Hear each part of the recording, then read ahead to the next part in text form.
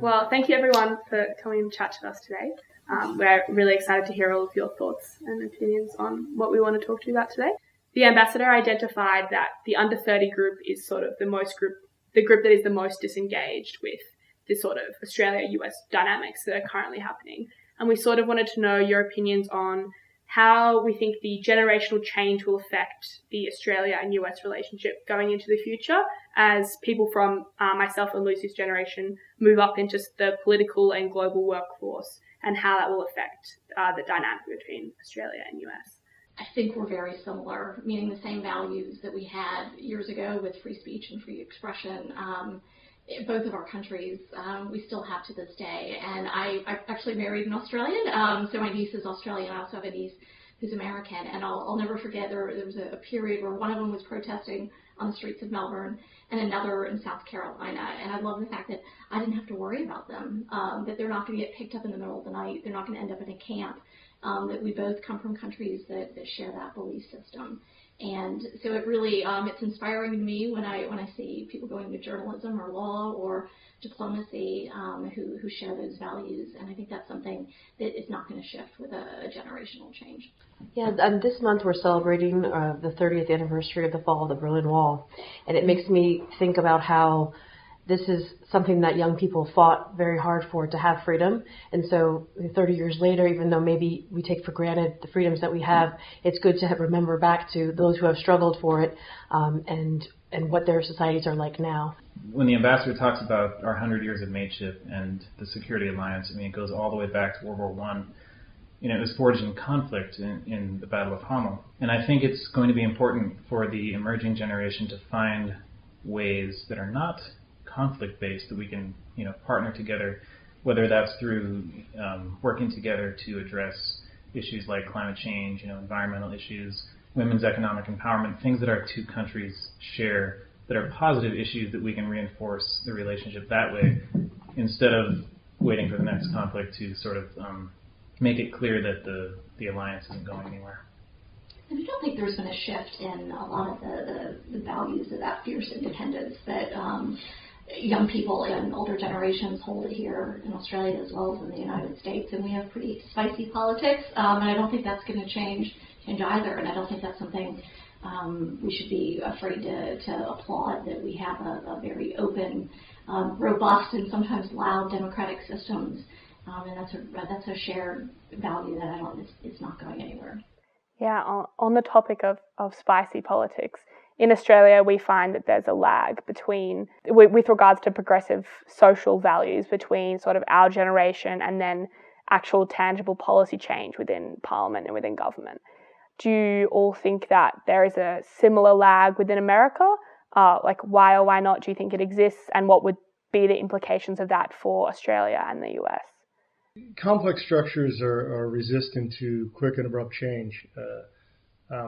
I think that's true not just in government, but in any complex institution.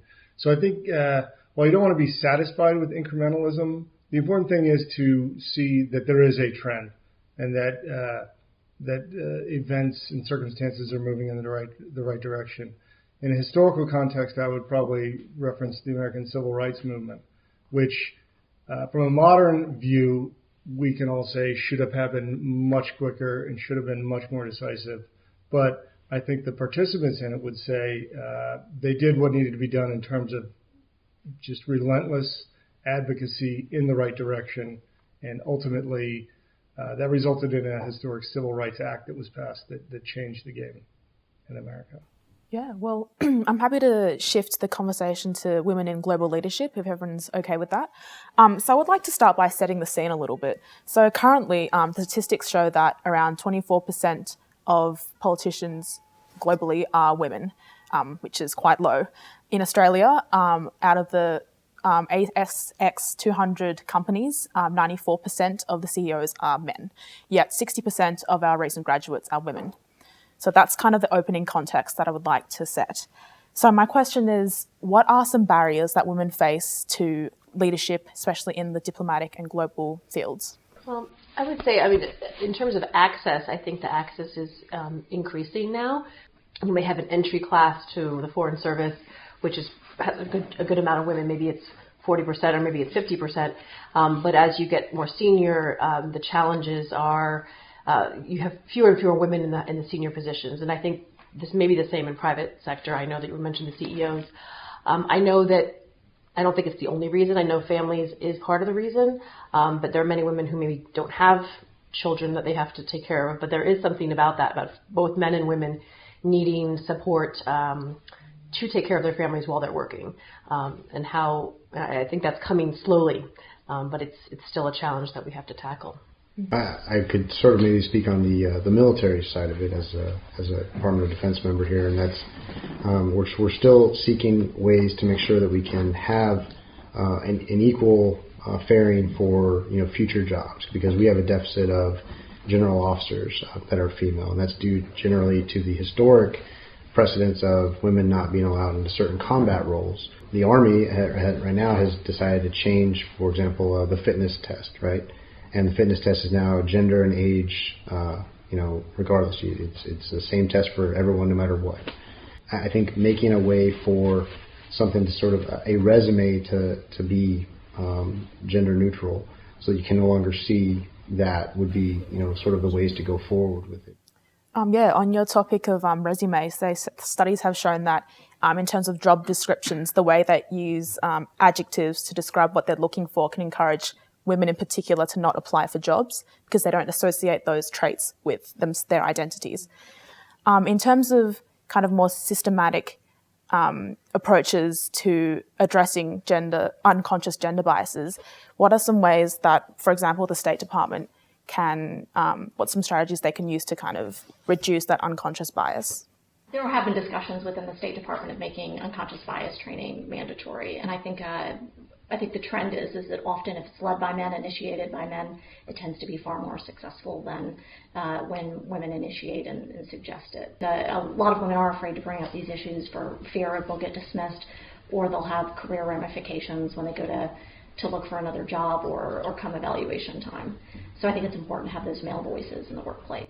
I think within the State Department, it's finding male allies who are willing to speak up when women are interrupted in meetings, or when a woman proposes an idea and a man gets credit for it, or other practices in the unconscious bias realm.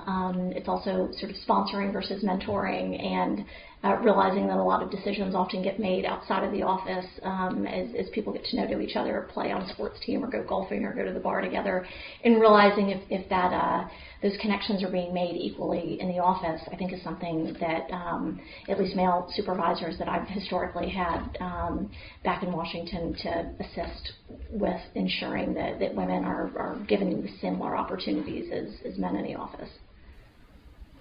Well, thank you so much for joining us in our conversation today. It's been such a privilege being able to talk to you guys. So, thank you. Thank you very much. Thank you.